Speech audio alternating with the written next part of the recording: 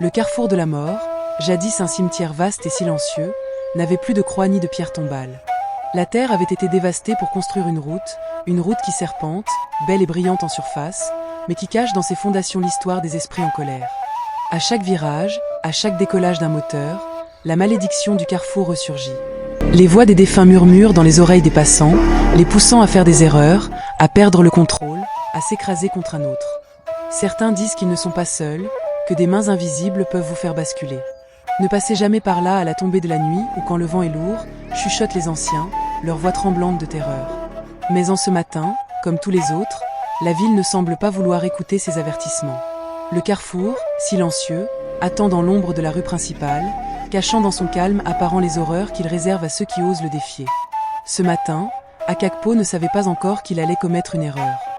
Ce matin, il se leva comme d'habitude, une énergie tranquille dans les jambes et le cœur plein de rêves de journées réussies. Il enfila son vieux casque, la chaleur du matin s'infiltrant déjà sous sa chemise, et s'apprêta à monter sur sa moto. Le bruit des moteurs dans la ville était habituel, les gens commençaient leur journée, mais ce matin, quelque chose clochait. Le mois de décembre avait une réputation qui n'était plus à faire. Un mois maudit pour les conducteurs. Les accidents se multipliaient sans raison apparente, les corps des victimes se mélangeant avec ceux des ancêtres. Pourtant, Akakpo ne se souciait pas des rumeurs. Il n'y pensait même pas. Il avait le travail, les clients à transporter, la ville à traverser. Il roula, les mains fermement agrippées au guidon, les bruits des moteurs et des voix qui se croisaient dans l'air. Mais comme il se dirigeait vers le centre, une pensée fugitive traversa son esprit. Décembre. Ce mois-là, les accidents arrivent souvent. Mais ce n'est rien. Il prit le chemin de son habituelle course. Ce matin-là, il oublia une vérité simple. Le carrefour de la mort, toujours aussi silencieux, attendait. Comme un piège invisible, il cachait plus que ce qu'il laissait paraître. Il cachait l'âme du passé, des forces anciennes qui se réveilleraient bientôt. Akakpo roula tranquillement à travers les rues animées de la ville. Le soleil matinal frappait fort, et la chaleur du mois de décembre commençait à se faire sentir. L'envie de s'arrêter pour un repas rapide s'imposa à lui. Il gara sa moto à l'entrée du restaurant, un endroit modeste mais familial où les travailleurs comme lui venaient se restaurer. L'intérieur était sombre, mais une chaleur agréable s'en dégageait.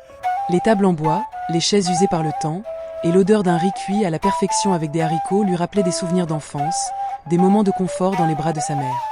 Il s'installa à une table près de la fenêtre, un vent léger soufflant à travers les rideaux. Le serveur, un jeune homme souriant, lui apporta un grand plat de riz accompagné de sauce tomate et de haricots. Akakpo plongea sa cuillère dans le plat, savourant chaque bouchée avec délectation. C'était simple, mais c'était exactement ce dont il avait besoin pour continuer sa journée. Mais alors qu'il mangeait, une étrange sensation le traversa. Une voix, faible mais insistant, se fit entendre dans son esprit, comme un murmure lointain. Ne continue pas ton chemin, Akakpo. Ne passe pas par le carrefour. Le cœur d'Akakpo se serra. Un frisson étrange parcourut son corps, et il leva les yeux, fixant un point invisible dans le vide. « Pourquoi ai-je cette sensation ?» pensa-t-il. Il savait qu'il avait déjà entendu les histoires à propos du carrefour de la mort. Mais, comme beaucoup d'autres, il avait toujours considéré ces contes comme des superstitions, des légendes racontées pour effrayer les jeunes générations. Akakpo quitta le restaurant, le ventre maintenant rassasié mais l'esprit toujours perturbé. Il enfourcha sa moto, il prit la route, direction le carrefour de la mort. Au début, tout semblait normal. Les rues étaient toujours aussi animées, le soleil frappait fort, et la ville bouillonnait de vie. Mais plus il s'approchait du carrefour, plus il remarquait des choses étranges, des comportements inhabituels dans le flot de la circulation. Les voitures, en particulier les gros porteurs, filaient à toute vitesse, les pneus crissant sur le goudron comme s'ils étaient en pleine course. Akakpo haussait les sourcils en voyant ces camions dévaler la rue avec une précipitation qui ne correspondait en rien à la densité de la circulation. C'était comme s'ils étaient poussés par une force invisible, comme des bêtes effrayées courant à l'aveuglette. Pourquoi ces chauffeurs roulent-ils si vite ? Ce n'est pas le moment pour ça, pensa-t-il en les observant dépasser des motos, zigzaguer entre les autres véhicules, leurs moteurs vrombissant de manière excessive. Akakpo ralentit un peu, incertain de ce qui se passait autour de lui. C'était comme si l'air était devenu plus lourd, plus oppressant, mais il n'arrivait pas à comprendre pourquoi. Il n'avait jamais vu autant de comportements erratiques sur la route, et quelque chose dans l'air lui donnait une impression de malaise. L'inquiétude, cette sensation qu'il avait sentie au fond de son ventre ce matin, était en train de grandir. Un bruit soudain fit sursauter Akakpo. Un gros porteur, un camion transportant des matériaux, avait failli renverser une moto juste devant lui. Le conducteur cria un avertissement, mais il était déjà trop tard. Le camion semblait avoir dérapé volontairement, déviant de sa trajectoire et coupant la route à la moto, qui évita de justesse l'impact. Le bruit du freinage brusque, des pneus hurlant sur le goudron, fit éclater le silence. Akakpo observa avec stupeur la scène. Le chauffeur du camion ne s'arrêta même pas pour vérifier. Il continua sa route comme si rien ne s'était passé. « Qu'est-ce qui se passe ici ?» se demanda-t-il, un frisson montant dans son dos. Il jeta un regard furtif à son compteur de vitesse. La moto avançait à une vitesse régulière, mais il commença à ressentir une étrange pression dans l'air, comme si quelque chose voulait le pousser, l'obliger à accélérer.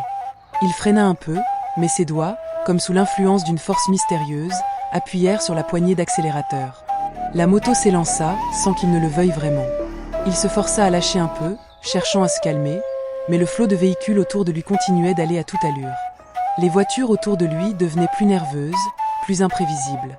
Il vit un autre camion, ce coup-ci un transport de sable, qui dévia soudainement vers la bordure, comme si quelque chose l'avait poussé du côté.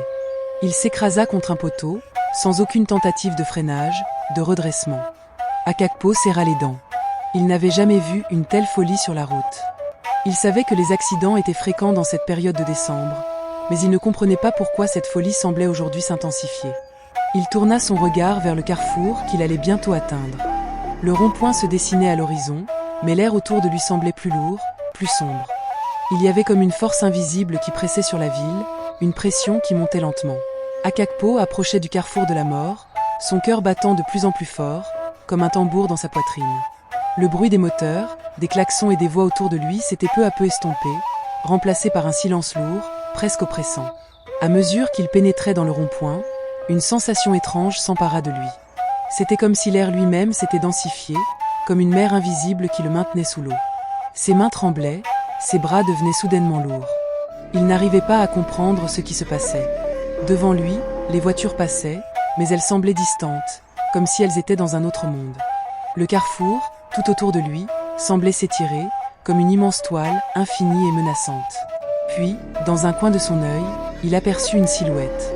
Une silhouette flottante, pâle et translucide, une silhouette sans visage, un simple contour vaporeux. Akakpo la fixa, pétrifié. Il entendait maintenant des murmures, des voix faibles, presque inaudibles, qui semblaient provenir de la terre, du sol sous ses pieds. C'était comme si ces voix le suppliaient, ou plutôt, l'avertissaient. Il se sentait comme un intrus dans cet endroit, comme une présence qui ne devrait pas être là. Une autre forme apparut alors, puis une autre, toutes flottant dans l'air autour de lui, des figures indistinctes, vaguement humaines, leurs silhouettes perdues dans la brume. Le froid glacial qui s'était installé autour de lui pénétra profondément dans ses os. Il frissonna, tout son corps s'engourdissant sous l'effet de la terreur. Qu'est-ce que c'était ? Se demanda-t-il. Ses jambes ne semblaient plus pouvoir bouger, comme si la terre elle-même l'empêchait de fuir. Mais avant même qu'il ait pu réagir, un grondement sourd fit trembler l'air autour de lui. Il tourna la tête, et son regard se porta sur un gros porteur, un camion transportant des matériaux lourds, qui fonçait droit sur lui. Le bruit du moteur s'intensifiait, une puissance brutale et irrépressible qui faisait trembler le sol sous ses pieds. Akakpo sentit une secousse, et avant qu'il ait pu comprendre ce qui se passait, il aperçut le chauffeur du camion, les yeux écarquillés, fixant la route avec une terreur inexplicable. Le camion roulait à toute allure, hors de contrôle, comme si quelque chose l'avait poussé à accélérer. L'homme était complètement désorienté, comme si une force invisible avait pris le contrôle de son véhicule. Dans un éclair, le camion était sur lui, et Akakpo n'eut même pas le temps de réagir. Le géant de métal et de ferraille surgit comme un monstre sorti de l'ombre, ses pneus hurlant contre le goudron. Akakpo sentit la pression sur ses épaules, comme une vague qui déferle sur un nageur, une force inouïe prête à l'engloutir. Dans un mouvement quasi instinctif, il tourna le guidon de sa moto, l'envoyant sur le côté pour éviter le camion. Mais la route semblait se tordre sous lui, et la moto n'obéissait plus comme avant. C'était comme si tout se passait dans un rêve où chaque mouvement était retardé, chaque geste devenait lourd et incertain. Il sentit le vent glacial s'engouffrer dans ses poumons, alors que son corps se penchait pour éviter l'impact.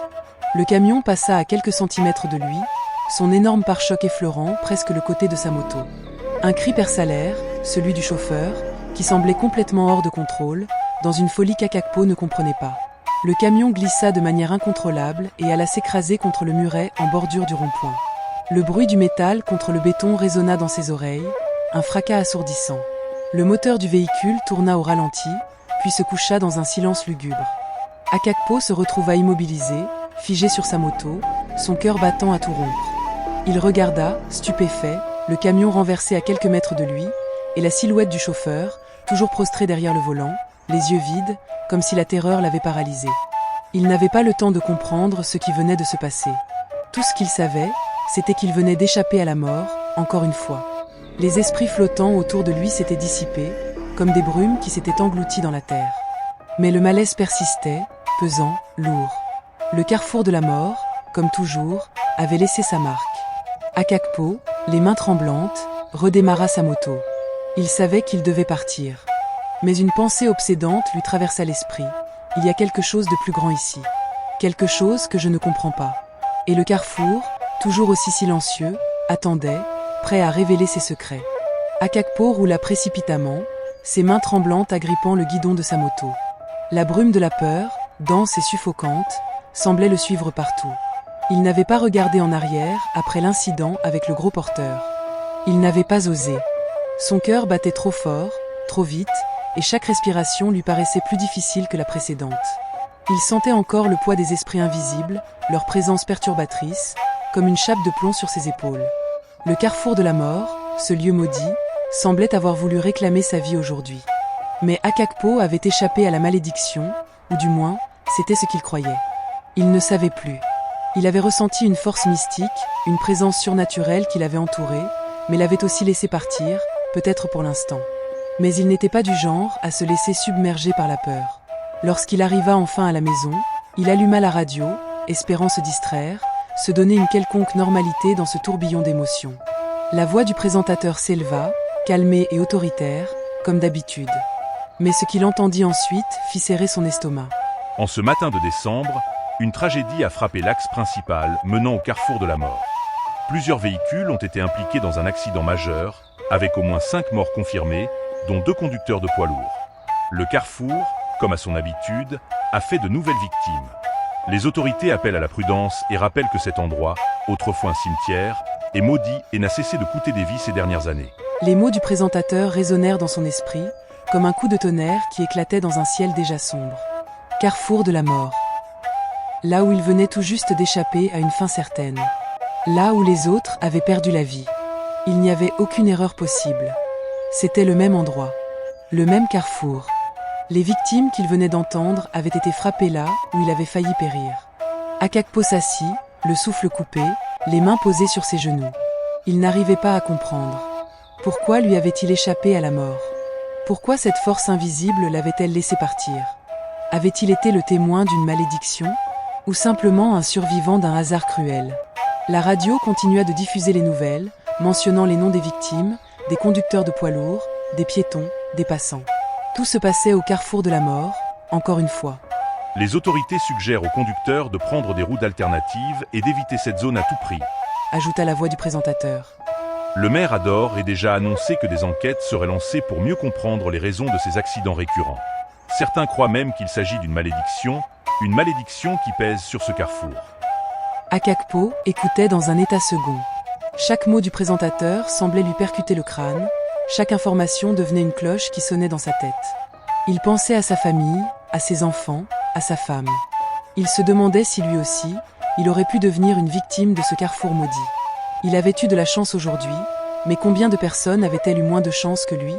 Combien de vies avaient été englouties par ce lieu maudit qu'il venait de fuir?